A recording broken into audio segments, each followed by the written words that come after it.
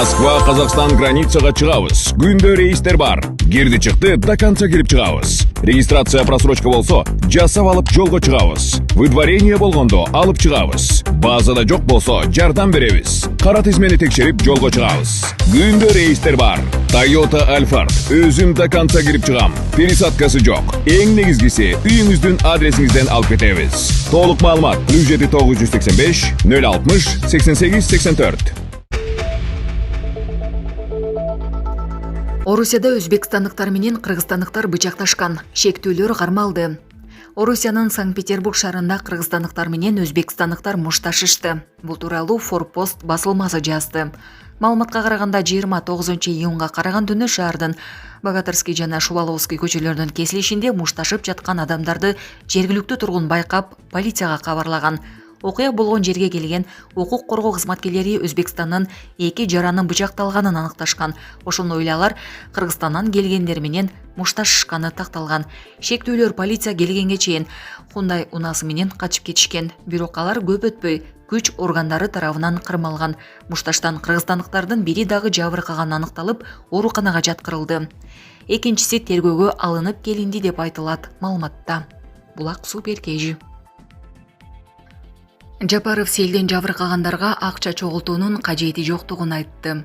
Министрлер кабинетинин төрагасы Акылбек Жапаров ноокаттагы селден жабыркагандарга өз алдынча акча чогултуунун кажети жок экендигин айтты.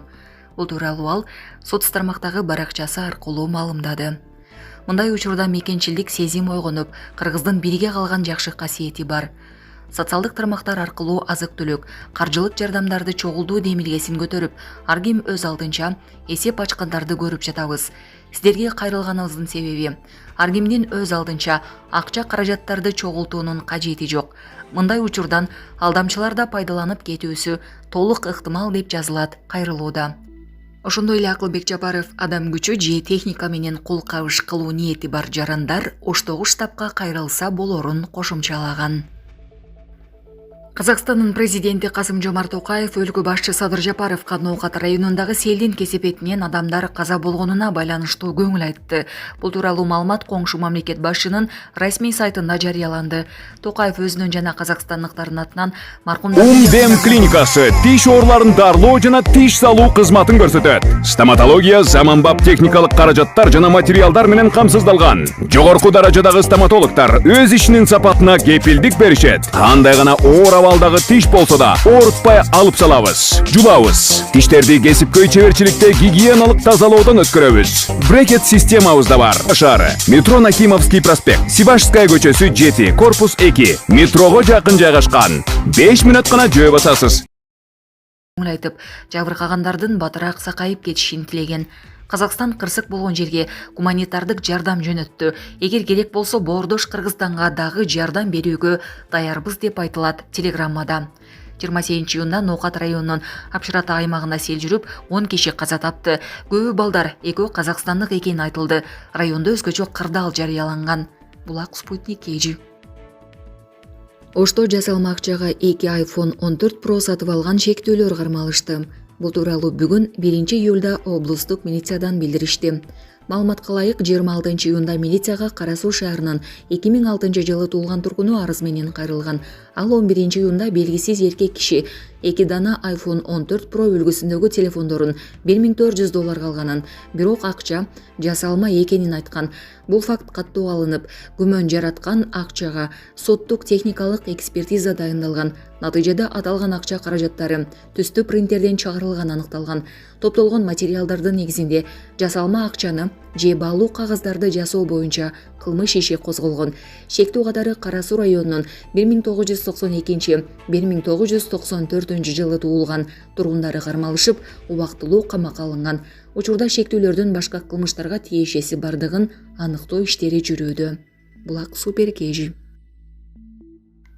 2004 жылкы үлгүдөгү паспорттарды бекер алмаштыруу кампаниясы башталды.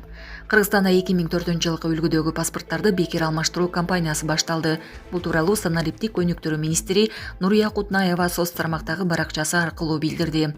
Саат 7:30дан баштап калкты тейлөө борборлору ачылды. Биз бардык борборлорду кыдырып, калкты тейлөө борборлорунда паспорт алмаштыруу кампаниясы кандай башталганына көз салдык. Жарандар келип, паспорттарын тапшырып жатышат деп жазды министр. Кутнаева белгилегендей, паспорт алмаштырууга көбүнчө 2004 жылкы паспорт менен улгайган адамдар келишип, бул акцияга ыраазы болушууда. Булак Назар Ньюс KG. Орусияда 2 тажик оппозиционерин камоого ордер берилди. Орусия тажикстандык 2 оппозиционерге иш козгоп, аларды камакка алуу тууралуу сыртынан чечим чыгарганын бүгүн 1-июлда Азаттыктын тажик кызматы жазды. Москванын Басман райондук сотунун чечими менен аларды кармоого ордер берилди. Шарофиддин Гадоев менен Мухаммадикбол Садирудиновго каршы иш Украинадагы согуш тууралуу фейк маалымат жайылткан деген негизде козголгону соттук отурум өткөн айдын соңунда өткөнү маалымдалды. Бирок иштин козголушуна эмне себеп болгону тууралуу айтылган жок. Тажикстандын чет мамлекеттердеги оппозициялык топторунун жана кыймылдарынын башын бириктирген Тажикстандын улуттук альянсы уюмунун төрагасынын орун басары Гадоевке каршы иш саясий ишмердүүлүгү, айрыкча Украинаны колдогон билдирүүлөр үчүн былтыр козголгону маалымдалган.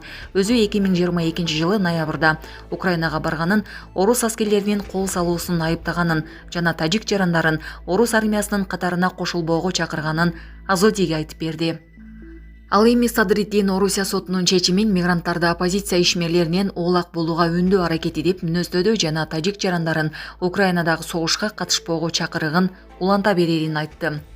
Оппозициячыл активисттер Гадоевке да, Садриддинге да мекенинде иш козголгон. Аларга Европада качкын деген макам берилген. Садриддин тажик бийлигин кескин сындаган Ислок сайтынын негиздөөчүсү жана башкы редактору. Тажикстанда бийликте 30 жылдан ашуун убакыттан бери бир киши Эмомоли Рахмон кармап турат. Анын кемчиликтерин ачык айтып чыккандардын көбү камакка алынып, куугунтукка кабылган. Булак Азаттык.